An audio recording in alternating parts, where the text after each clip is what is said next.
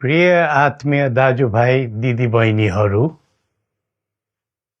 हामी नेपालीहरूको घर आँगनमा नयाँ वर्ष 2082 आइपुगेको छ। नयाँ घाम, नयाँ ज्योति, नयाँ उत्साह लिएर आएको नयाँ वर्षको उपलक्ष्यमा देश तथा विदेशमा रहे बसेका सम्पूर्ण नेपालीहरूको सुख र शान्तिको मङ्गलमय शुभकामना। हरेक नयाँ वर्ष नूतन आशा र विश्वास बोकेर आउने, तर वर्षको बिदाईमा एउटा घनघोर निराशाका बीच हुने गरेको धेरै साल भयो। समाजका विभिन्न दल, वर्ग र जन समुदायले आफ्नो धारणा, आस्था तथा अभिव्यक्ति राख्न पाउनु प्रजातन्त्रको सुन्दर विशेषता हो। तर त्यस्तो धारणा र मान्यता प्रस्तुत गर्दा सबैले संयम अपनाउनु पर्दछ। केही दिन अघि जनप्रदर्शनमा जुन प्रकारको हिंसा, आगजनी, तोडफोड भयो, त्यसबाट जस प्रकारको मानवीय एवं भौतिक क्षति भयो, त्यो सुन्दा हामीलाई अत्यन्तै दुःख लाग्यो। नागरिक स्वतन्त्रता भन्दा ठुलो तन्त्र वा वाद हुँदैन। वास्तविक प्रजातन्त्र त्यहाँ हुन्छ जहाँ राम्रो, नराम्रो, जनगुनासो वा गुणगान सुन्ने परम्परा र संस्कार हुन्छ। नेपाली जनतामा देश र भविष्यलाई लिएर जुन खालको जागरुकता पैदा भएको छ, त्यसलाई हामीले सकारात्मक रूपमा लिएका छौँ। वास्तवमा नेपाली जनतामा रहेको देशभक्तिपूर्ण भावना विश्वमै अनुकरणीय र अनुसरणीय छ।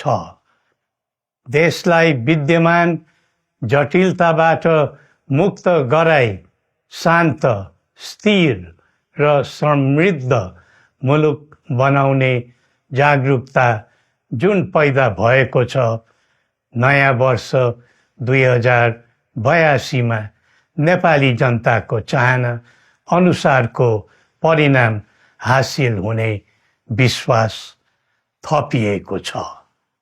मुलुकमा व्याप्त अशान्ति, अराजकता, निराशा र असन्तुष्टिबाट आम नेपालीलाई मुक्त गर्न नेपालको राज संस्थाले जहिले पनि योगदान पुर्याउँदै आएको विदितै छ।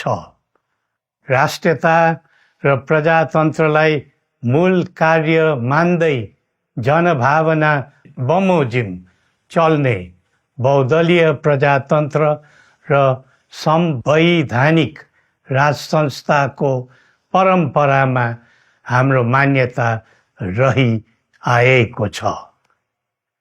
वर्तमानमा बदलिँदो जनचाहनाको पनि कदर गरी राज्य शक्तिको स्रोत जनता नै हुन् भन्ने मन्जुरी सदैव स्थापित हुनु पर्दछ। राष्ट्र निर्माता श्री 5 बरामहाराज धीराजको दिव्य उपदेशलाई नै अबको राज्य सत्ताको मूल मन्त्र सोच्नुमा के होला? सन्तुलित कूटनैतिक सम्बन्ध र आत्मनिर्भर नेपालको परिकल्पना नै पृथ्वी पथको मूल सार हो। यही नै राजनीतिको मूलधार हुनु पर्ने हो। विश्वको बदलिँदो परिस्थितिलाई मनन गर्दै विश्वव्यापीकरण र स्वतन्त्र व्यापारका आधारहरूलाई चुनौतीको रूपमा लिँदै चरम आर्थिक मन्दी भोग्नु परिरहेको अहिलेको सन्दर्भमा नेपाल जस्ता विकासोन्मुख देशले आत्मनिर्भर अर्थतन्त्र निर्माणको कार्यमा अर्जुन दृष्टि लगाउनु पर्ने समय आएको छ।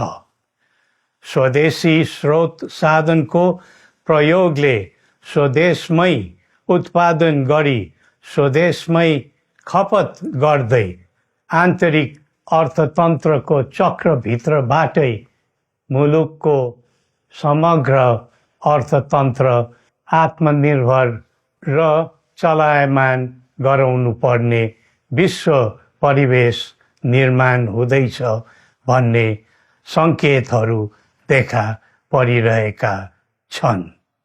विश्वकै उत्कृष्ट यो भूमिमा बाँच्न समेत गाह्रो हुने स्थिति पैदा भएपछि बढ्दो युवा पलायनलाई रोकी युवा शक्तिको श्रम र सिपलाई स्वदेशमै उच्च उपयोग गर्नु पर्दछ। युवा स्वरोजगारको निम्ति अवसरहरूको खोजी गरी नेपालमै आय आर्जन गर्न सक्ने वातावरण तयार गर्नुपर्ने आजको पहिलो आवश्यकता बनेको छ। सबै नेपालीको तन, मन र ध्यान त्यसैमा लगाउनु परेको छ। विश्वभरि छरिरहेका नेपालीहरू एकताका सूत्रमा बाँधिन अब ढिला गर्नु हुँदैन।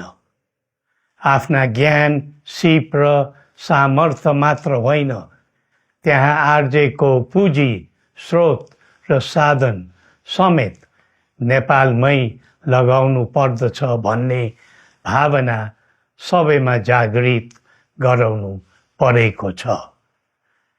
प्रकृतिले दिएको स्वर्ग जस्तै सुन्दर हिमवत् खण्ड नेपाल सिँगार्न र विकासको बिकुल फुक्न कसरी लाग्ने र लगाउने स्वदेश फर्क स्वदेश नै स्वर्ग भन्ने अभियान चलाउनु पर्ने आजको आवश्यकता भएको छ। जनभावना र चाहना बुझी मुलुकको समग्र संरचनामा नै हेरफेर र सुधारका कदम चाल्नुपर्ने तथ्य स्पष्ट देखिन्छ। शिक्षा, स्वास्थ्य र दैनिक कामकाजका पद्धति र प्रणालीहरूमा आमूल परिवर्तन र सुधार गरी यिनको आधुनिकीकरण अनिवार्य भइसकेको छ। युग प्रविधिको हो, सावधानीपूर्वक उपयोग गर्नु सकेमा राष्ट्रको योगदानमा ठुलो टेवा पुग्न सक्नेछ। सुशासन र भ्रष्टाचार मुक्त प्रशासन मूल नारा हुनु पर्दछ। हामी अस्थिरता, अशान्ति, अराजकता, विपन्नता र भ्रष्टाचारको अन्त्य चाहन्छौँ।